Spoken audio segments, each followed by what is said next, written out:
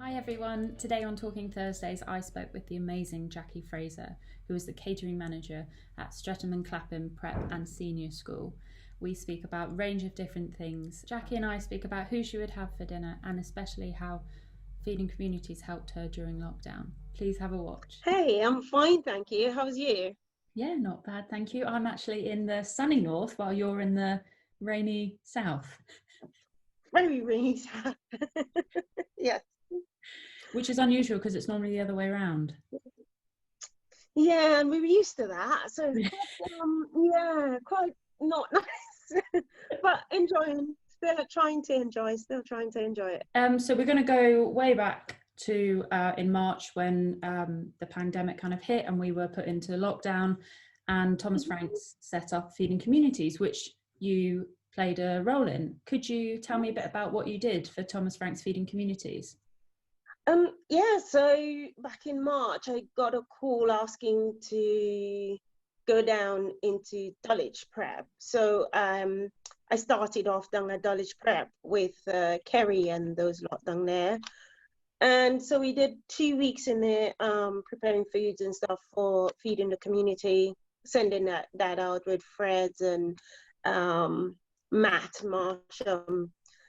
And that was going really, really well. And sometime during the second week, I got a phone call from Aidan saying, you needed at Streatham and you need to go over and start doing that over there. So the following week we went, well, actually the following day, I went into Streatham, and then I met Gavin Tarbuck officially then. I'd known about him before, but that was officially when we sort of met. And met, who else? It was Tracy. I've known Tracy from prior, and Alfonso, who is now my head chef down at the senior schools, and met quite a few people. And that was really, really interesting. It was a really good thing to do. I felt I needed to take part. I needed to give back something as best as I can, especially when it came to the NHS side. Very much so. So I was willing to get involved and get my hands dirty that way. Well, you were right kind of in the thick of it, whereas I sat behind my laptop. And I think I would have preferred being out there doing, being with people. I think it really helped. It did. Mentally, it did. I must admit, because we started off when our school locked down, and I think our school was one of the first ones to lock down. Within a couple of weeks, I was like, yeah, I kind of had enough, and you just feel, I can't do this. I don't think I can do this. Although I'm here with my daughter, she was just plugging away doing homeschooling. And I thought, I need to get involved. I need to get out because this feels very claustrophobic, and it felt as though the walls were closing in very early on. So once that came about, it was, whew, yes, relief. I need to work. I need to be out there. I need to do something. Flash forward, sorry, back to kind of where we are now, and you started work back in September back at the school. Mm-hmm. You are the catering manager for the whole of Streatham and Clapham High School. Yes. Which, has that just recently happened? Yes, that happened during lockdown. I got that phone call, and that was quite strange, to be honest. Because I was the head chef catering manager up at the prep school for the last 4 years, and we had Marcus managing and running the senior school. And to get a phone call from Aidan one day saying, this is what's happening, and this is what we're offering, it was quite like, whoa, okay, really? What happened? So, your head start going, why? What's happened to Marcus? I've only just seen him a couple of weeks ago. Where is he going? How come? You have all these sort of questions floating around your head. And as much as you're very much like, oh, thank you very much, really appreciate it, and you're grateful to get that opportunity to grow and to develop. And it's a conversation I was having previously, actually, with Gavin Tarbuck, only a few weeks before when we met, and we were talking about growth and development within the company. And then for that to sort of drop in my lap was like, whoa, okay, what is that? But yes, it's been interesting so far. It's been a very interesting 6 weeks since I've taken over. Congratulations, because that's, yeah, it's amazing. Thank you. And so you've kind of touched on it, like 4 years ago, you were kind of just looking after the prep school. What changes have you had to, or what challenges have you faced going from just looking after the prep school to everyone now? Ooh, challenges. It's interesting because the prep school has been my baby for 4 years, and you know the whole team there, you know the whole staff across the whole school. I practically knew all of the kids from nursery up to year 6, including those that's just gone off to senior school, and there's been that relationship that built up, and so you felt very comfortable knowing what you know within the school area. And then to go down to the senior school and you're meeting a team of people, although we're under the same umbrella, is people that you don't know because you don't see them on a day-to-day basis, you don't have contact with them on that level. And went in sort of like, okay, what exactly am I going to face? Are they going to receive me well? Are they going to be, well, you're not Marcus? Are they going to be? So I felt I had massive shoes to fill going in. But being Jacqui, I just sort of like, yeah, just take it on board and roll with it. The hardest part is right now is because of COVID, how we have to stagger lunch, how we have to deal with the whole arrangement is the hardest part. And then as well as keeping an eye on the prep.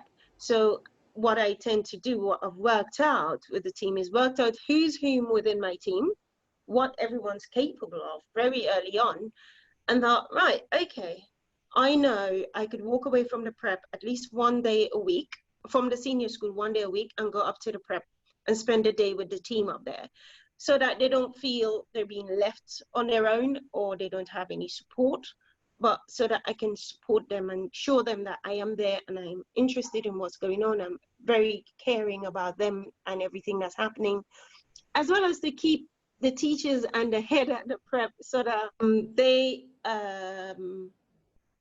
I know when they were told I was, promoted, they went, oh, you're not leaving us, and so it was like, no, I'm not going, I'm still here, I'm still available, I will still come up and be available for you and anything that needs to be done. So I'm still open, and we have that connection where managing the whole team is just flowing rather nicely. And I think because the team at the prep knows me and they've worked with me for 4 years, it's been rather smooth on that side to do the transition.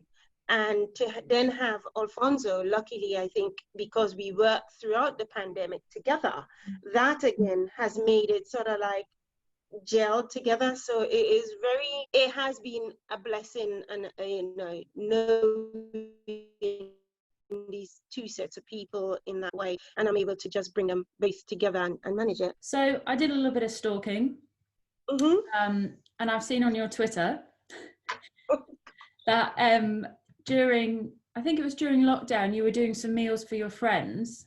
Yes. And you mentioned on a couple of your tweets that you used North African flavors. Yes. Is that something that you're able to bring into your work as well? Yes. I absolutely love flavors, and I love playing with different flavors.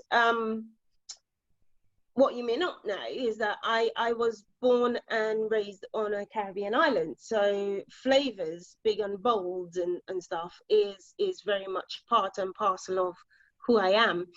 And then being able to incorporate sort of other nationalities into that is I find it really fun and exciting, and I love playing. So I love playing with North African, Middle Eastern flavors. I love Thai and Vietnamese, and I would just tweak stuff. And when I'm stressed, I find things and I'm just playing about. Even at home, my daughter looks at me and she's like, what are you making now? So it's that thing of, but it's also my way of, what can I do that I could bring to the table that I can show, so that I get the girls to try. So it's always doing something that I can recreate at work and then get the girls to try it. Back to when I was at a prep, I had the freedom to explore all these flavors, and they loved it. The girls absolutely loved it. So now it's like, yeah, let's take that down to the senior school, because again, I don't know much about what was done at the senior school. I assumed that they had lots of big flavors as well. But now I'm taking that with me and exploring and opening it up and getting the girls to try different things. So in the pandemic, while I was here, one of my friends who is Mauritian called me and she said, "Oh, you need to cook. I'm tired." And I went, "What?" And she said, "I need food." So I said, okay. So I cooked, and I just boxed it up and took some photos, and that's what I did. Just sent some food over to my friend. What would you say then is your favourite dish that you can make for the girls at school? If it's my favorite, or what is the girls' favorite, that is two different things. Tell me both. Tell me both. Well, the girls they love anything pasta based.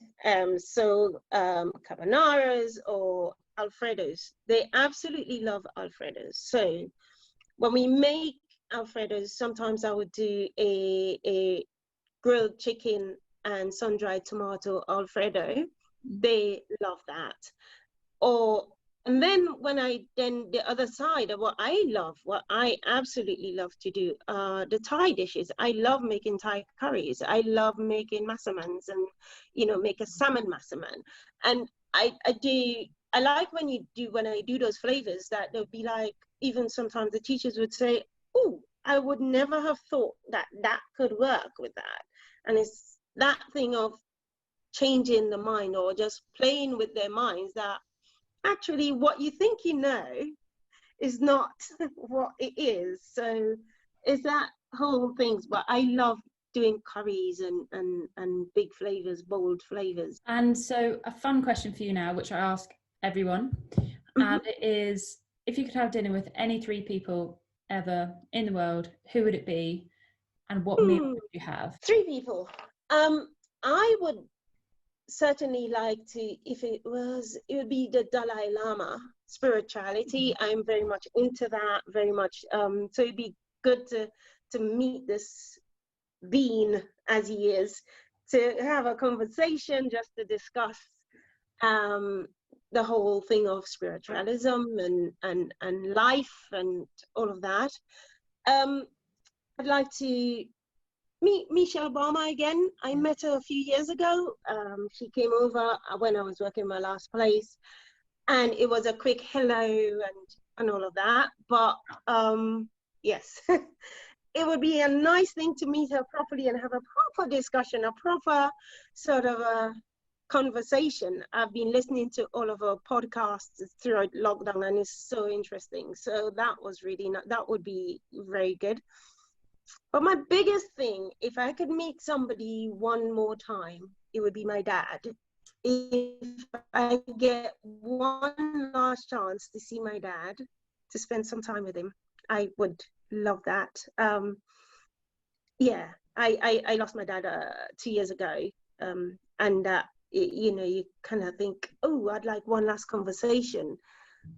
I'd like one last hug, or that sort of a thing. And I'd love, food-wise, to sit with him and have 2 of his favorite things: avocados and crackers. And so his avocado and Crick's crackers. That was his Saturday morning breakfast. back when I was home, and a crayfish broth with corn on the cob, and yes, to sit there. And that was Saturday, and that is Saturdays. That is the life that I remember as a child.